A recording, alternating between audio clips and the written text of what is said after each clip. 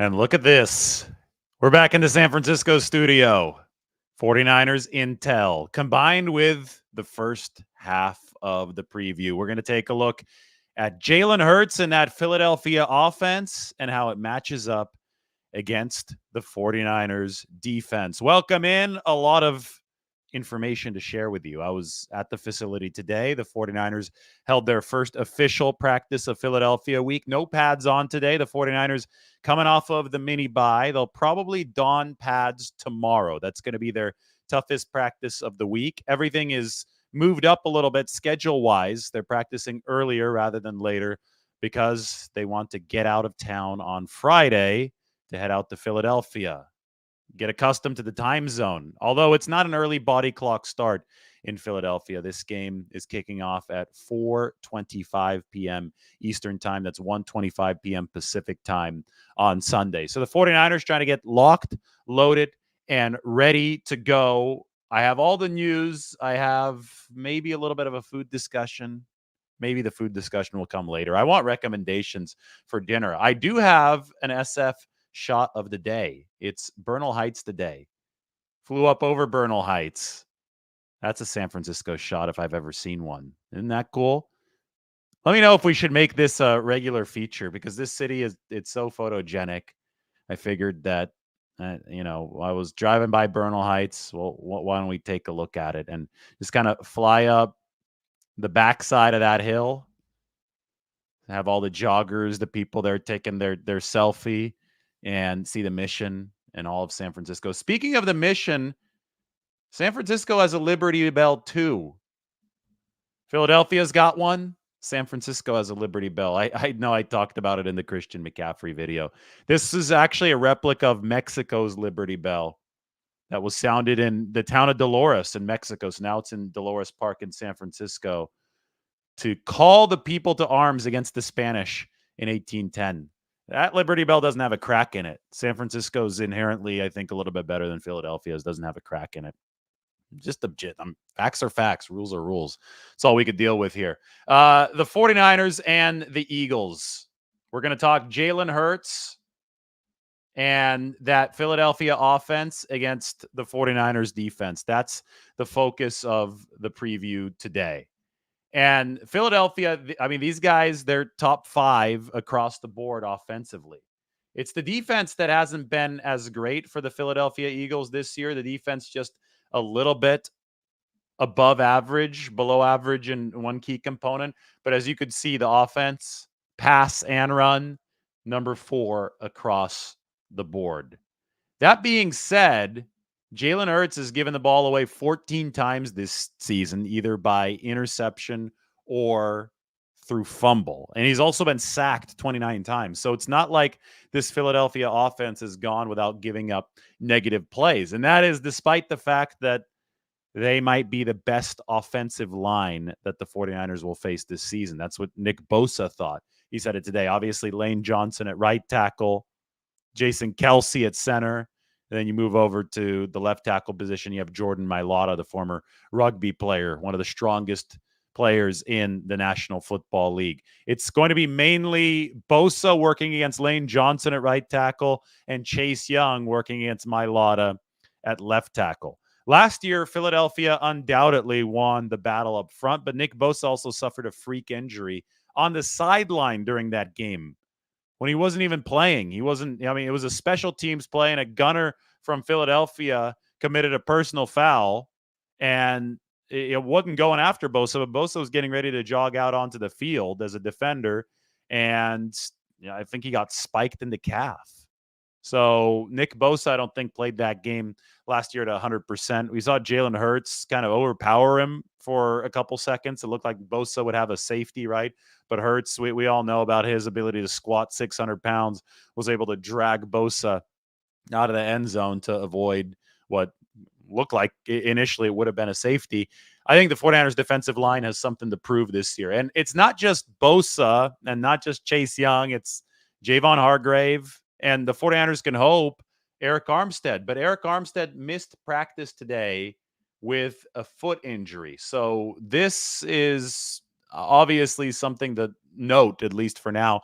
I wouldn't freak out about it because we don't know what the extent of this injury is. I straight up asked Kyle Shanahan right away, wait, Eric Armstead had plantar fasciitis last year. Then he had that little hairline fracture in his ankle. So he had 2 foot/ankle issues last year that kept him out of 8 of the 49ers' 17 regular season games. So I asked Kyle Shanahan if this had anything to do or was in any way related to the injuries from last year. And I was thinking about plantar fasciitis. That's a foot condition that can be tricky to solve. And it was tricky to solve for Eric Armstead last season. And Kyle Shanahan didn't really want to talk about it. He said that he wasn't sure.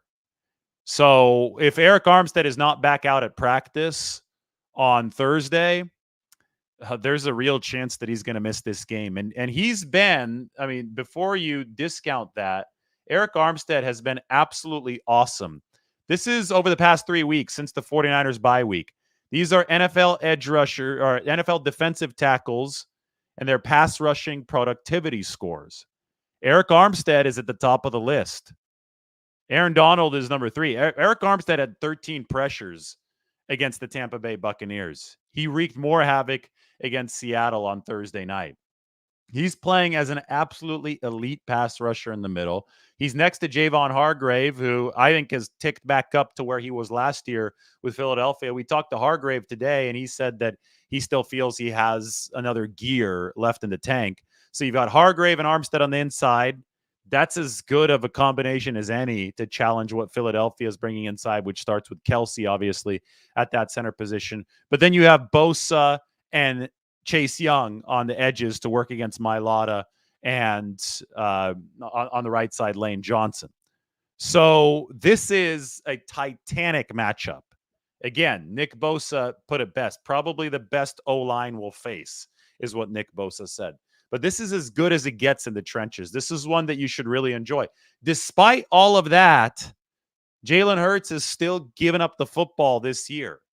So the 49ers can rest easy knowing that if they get some sort of pressure on Jalen Hurts, even if it's not immediate, they should be able to wreak some havoc in this football game. And that's because Jalen Hurts' average time to throw is really slow. It's the slowest of all qualifying quarterbacks. Average from snap to release, fastest in the league is about 2.2, 2.3 seconds. Jalen Hurts is almost a full second slower than that at 3.1. He tries to hold the football so he can make plays with his legs or throw downfield. He has the 5th highest air yards number in the NFL. But what that means is that even a really, really good offensive line like the Eagles have is going to leak after a little while. And that has opened Jalen Hurts up to be sacked, and it's opened them up to fumble, and it's opened them up to be pressured and throw some interceptions. So just because the line is blocking well doesn't mean that Jalen Hurts isn't susceptible to sacks, and he is susceptible to sacks and other chaos plays because he holds on to the ball. So the challenge for the 49ers is to make Hurts holding on to the ball something that works in their advantage and not in their disadvantage. Because Jalen Hurts makes it work to his advantage a lot of times when teams cannot contain him in the pocket. He's been the 3rd most productive quarterback in the league with his legs. So the 49ers have to have a disciplined pass rush. I talk about this a lot. Last week, Buffalo had a disciplined pass rush, but it was also toothless.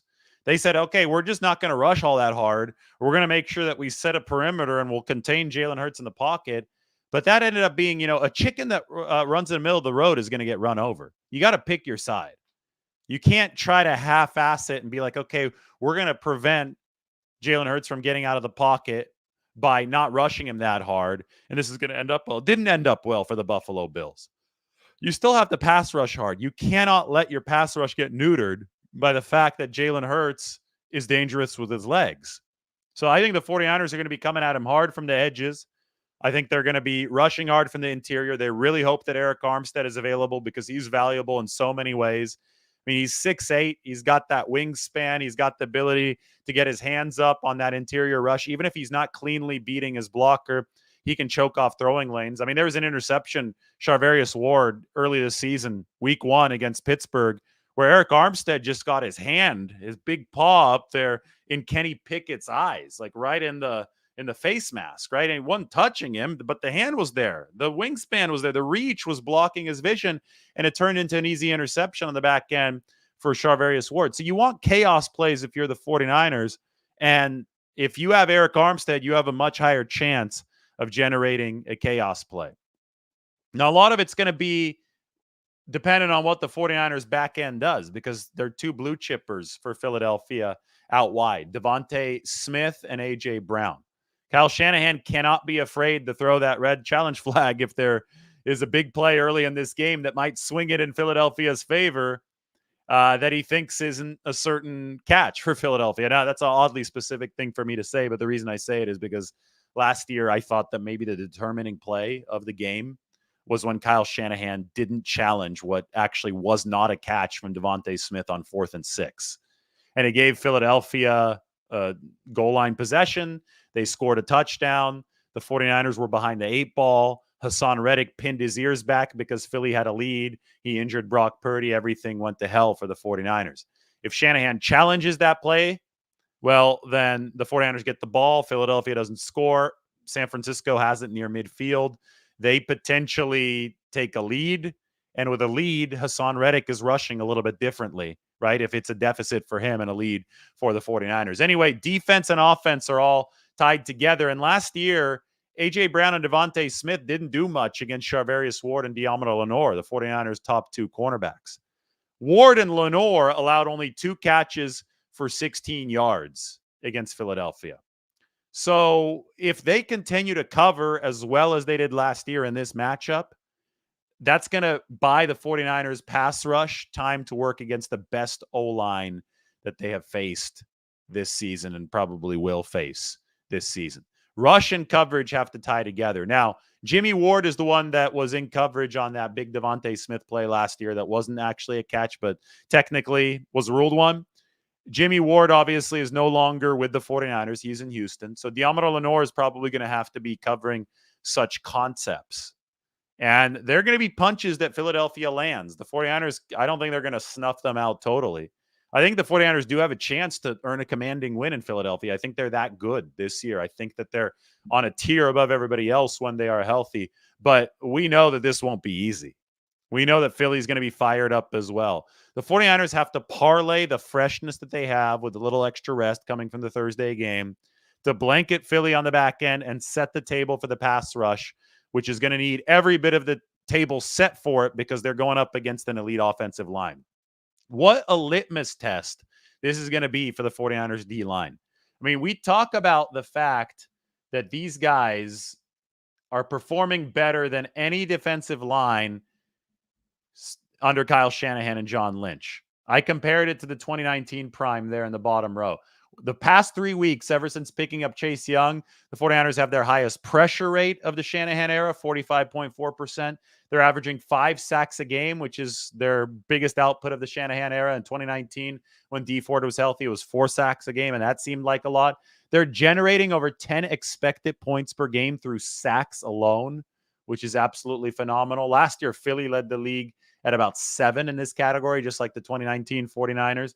And they're also stopping the run decently well. Not elite against the run, but they're stopping the run decently well. The new running back in town for Philadelphia is DeAndre Swift, formerly of the Lions. Last year was Miles Sanders and Kenny Gainwell for Philadelphia. Gainwell's still in town. Sanders isn't. But DeAndre Swift is the running back who the 49ers are going to have to slow. A lot of people are saying that Philadelphia did what they wanted in the run game last year, which isn't true. They averaged 3.4 yards per carry. They just ran a lot because they were ahead and the 49ers couldn't pass on the other side of the ball. That being said, the 49ers do have to pick and choose the right time for run blitzes, and they have to be stout up the middle. They have to be stout on the edges, and they have been. They've set a nice edge ever since Chase Young joined. But the 49ers do have to make sure that they build a platform for their pass rush to succeed.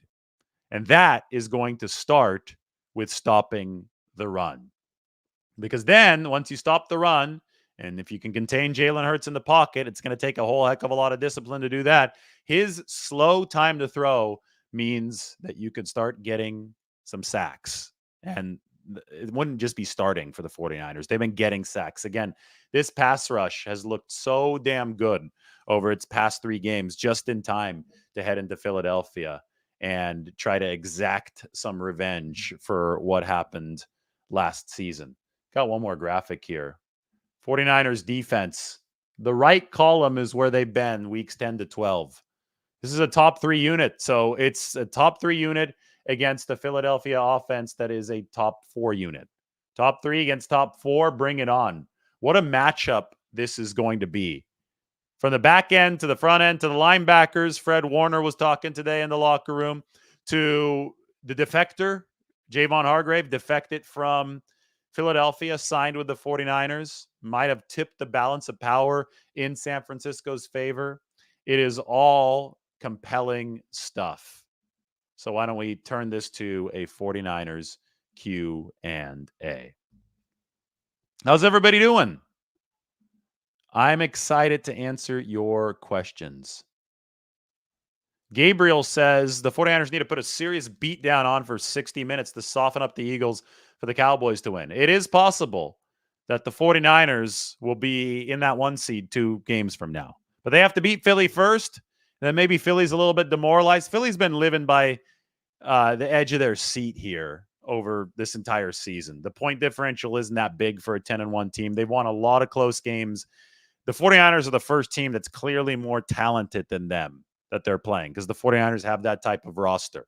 And if San Francisco can beat Philadelphia, maybe the bubble pops for Philly. Maybe it's tough to go into Dallas the next week and win that second game over the Cowboys. And if that happens, the 49ers have a chance to grab that 1 seed. But it's one thing at a time. First, they have to beat Philadelphia on the road, and that's not going to be easy.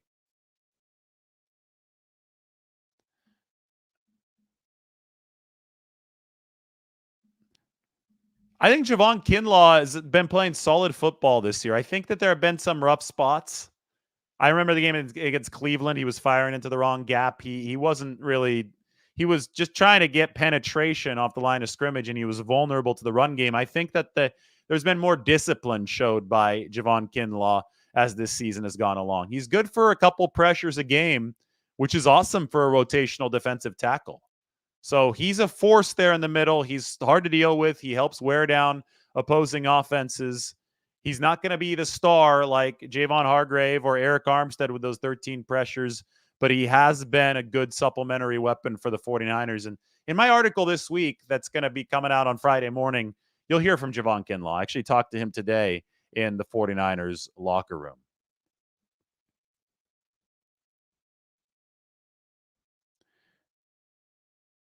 We're talking Eagles offense against the 49ers defense today. So let's keep the questions and the discussion centered to that. Jalen Hurts, who should not be in the MVP lead over Brock Purdy. Any, lead, whatever. It's all betting market stuff right now. As far as the most productive player in football, the most important position, it's clearly Purdy. It's not Jalen Hurts. That being said, Hurts has delivered in the clutch this year because he's had to, because Philadelphia hasn't been blowing teams out. One reason that Hurts has gotten to deliver in the clutch is because he's got 14 giveaways and has taken 29 sacks this season. So it's put Philadelphia in position to where they've had to come back in games. So that, a lot of this clutch talk shouldn't be used to prop up Jalen Hurts. It should just be used to provide context. And the bigger context here is that he's not a top 10 metrics quarterback this year. He's in there maybe between the 10 and the 12, 13 range. He's above average for sure. He's dangerous as hell, that's for sure. But he's given up too many negative plays so far this year to be in that elite echelon. So the 49ers need to perpetuate that when they face Jalen Hurts and his slow time to throw this weekend. They need to make sure that they're blanketing on the back end so that Hurts is not using that scrambling to bust out big plays against broken coverage. The 49ers, early in the game, the Bills forced 3 throwaways from Jalen Hurts last Sunday, and the 49ers need to set up a similar kind of dynamic in this game. The coverage needs to fuel the rush, and the rush needs to fuel the coverage for the 49ers.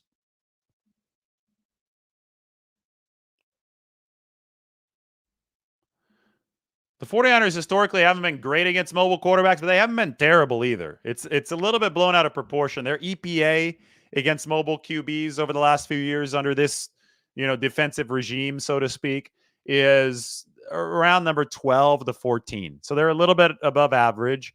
The thing is that mobile quarterbacks are going to pick up yardage on the ground. That's just what mobile quarterbacks do. They're more effective at escaping the rush than immobile quarterbacks, which is why you want your quarterback to be mobile, which is part of the great surprise that some people have had with Brock Purdy. He's been mobile. He's gotten away from the rush. He's picked up yards downfield. Jalen Hurts does that really well.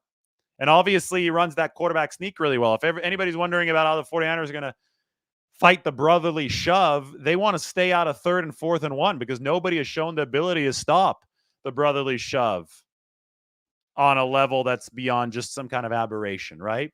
So the 49ers, they always preach, and they're going to preach it even harder this week, 2nd and 10. Get from 1st and 10 to 2nd and 10. Cover so tightly. Make sure those alignments from Steve Wilkes, who's down on the field now, probably for good. Make sure that those alignments are so good that Jalen Hurts does not have his first read to go to, and that defensive line starts winning. Make sure he throws that ball away on 1st down. You want an incompletion on 1st down throws. 2nd and 10 allows you to force 3rd and long, or at least 3rd and not 1. Because if it's 1 or even 2 yards, the Eagles are just going to burrow down into the tush push, and nobody has shown the ability to consistently stop that yet. So this game is going to be won or lost for the 49ers defense on the early downs to set up those 3rd downs. Eric Armstead, we don't know. We're going to see him at practice tomorrow. Well, we can hope we see him at practice tomorrow. We don't like injuries. Nobody likes injuries. And Eric Armstead, with a foot issue, wasn't at practice on Wednesday. And he's been a monster so far this season. You stop the tush push by avoiding 3rd and 4th and 1. That's the only answer that we know right now. So this game is going to be, again, it's going to be decided on the early downs because Philadelphia will own you on those 3rd and 4th and shorts.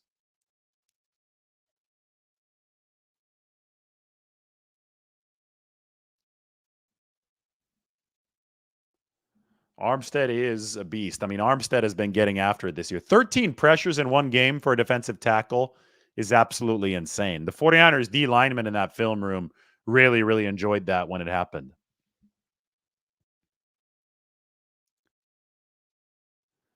49ers linebackers Dre and Fred will keep Hurts in check. Well, they have to avoid personal fouls. Dre Greenlaw, last year was an issue for the 49ers. They penalized themselves. And I get it. It was a frustrating situation after they lost Brock Purdy. So some discipline is going to be really important. Always is. It's always one of the keys that kind of shines brighter when the opposing quarterback can move around the way that he does. Because Jalen Hurts is going to be searching for big plays with his legs, with his arm. If the 49ers can turn this into a quick release game, I think they're going to win for sure. Jalen Hurts is not a quick release QB. Jalen Hurts is a developing, like a play developing QB.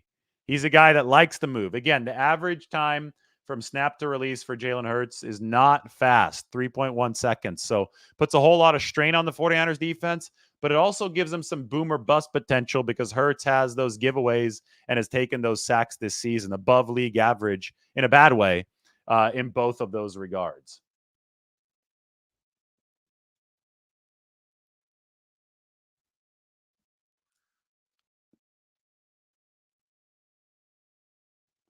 Mark has a good point here. 10 days rest for the 49ers. I don't think people are talking about that enough. This defense coming off the bye in Jacksonville faced what was maybe the hottest team in football at the time in Trevor Lawrence and the Jaguars, and the 49ers just completely snuffed them out. That was off of extra rest, right? That was 2 weeks. That was with the bye. This is off the mini bye. Now, health is obviously really important. You want Armstead in there, but even if you don't have him, say that you don't, worst case scenario, you're still dealing with a fresh rotation of other guys because of that mini bye, and that could work in the 49ers' favor.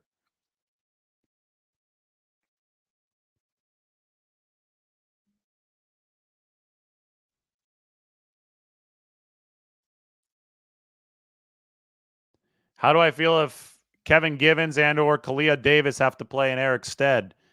Well, Kevin Givens is going to play regardless. He's going to be part of that rotation. 49ers like to keep these guys fresh even if they have all their A-listers. You're just not as talented if you don't have Eric Armstead. He's a freak. The guy's 6'8", 300 plus pounds, athletic. I mean, Eric Armstead is a great player, so you wouldn't have a great player on the line, and you want as many great players as possible to go after a really good Philadelphia offensive line. Could the 49ers still do it? Of course. Given's not a bad player, but Armstead is a star. I think people don't realize just how good Eric Armstead is. And, those of you just joining, if you didn't see this, I'll put it back up on the screen. Over the past 3 weeks, his pass rushing productivity has been miles ahead of everybody else on the inside, and that includes Aaron Donald. It's what happens when you have a 13 pressure game against Tampa Bay.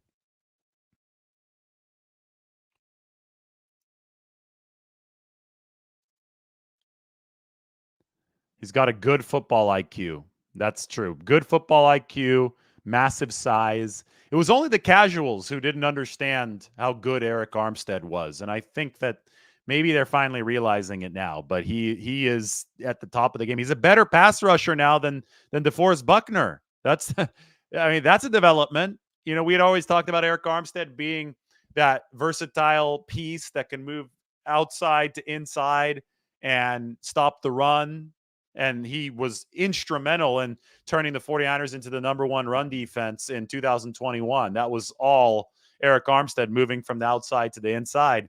But his pass rushing skills have taken another step up.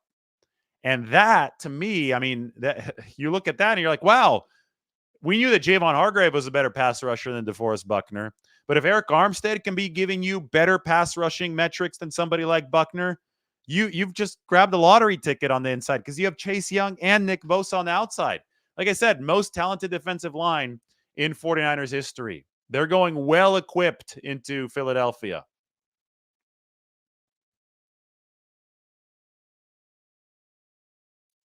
Chase Young has indeed been a great addition for the 49ers. Greenlaw needs to set a physical tone on defense, Debo on offense. I agree. I think that Greenlaw is the Debo of the defense, right? He is the thumper on that defensive side. You just got to keep it legal in the game. You can't be giving Philadelphia 15 free yards at a time.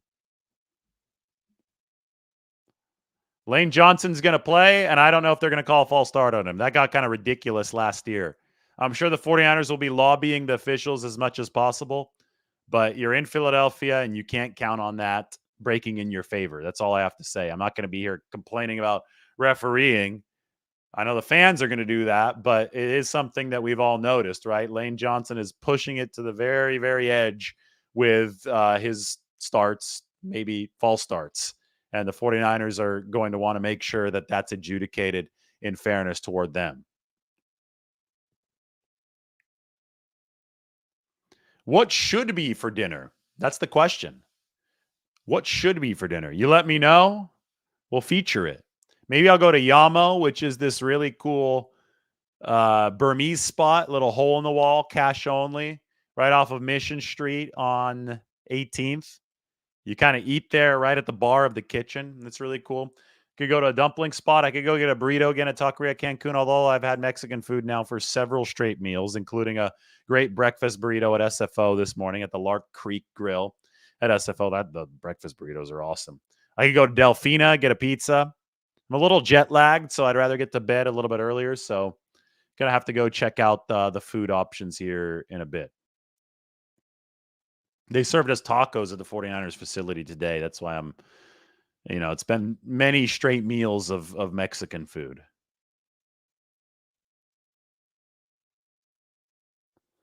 The problem with the cash only place is I got to go to the ATM. But that's not that. That shouldn't be an impediment. I can't be that lazy. Of course, I'm going to Philly. Flying back across country here in a couple days. I'm back and forth right now.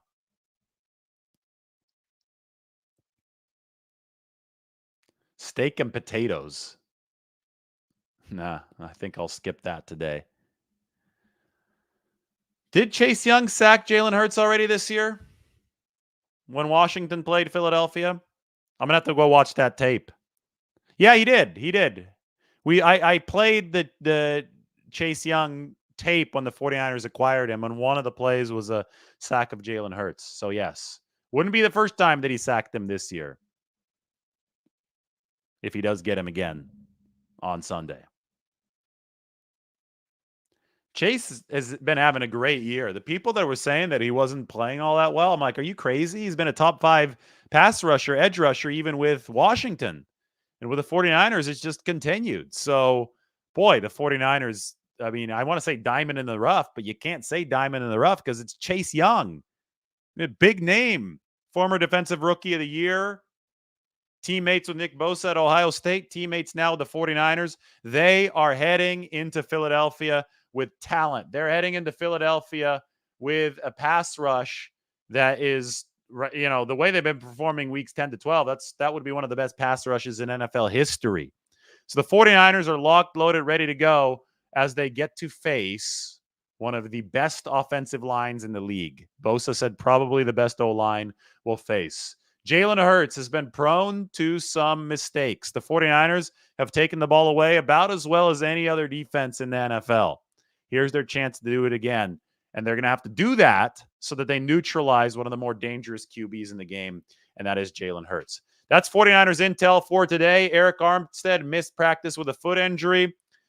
We also saw Jordan Mason, the running back, miss practice with a hamstring injury. And the final part of that update is that Ray McLeod missed practice with a rib injury. Spencer Burford was limited, but I think that probably you're going to see John Feliciano at right guard in this game, or at least a platoon between those two players.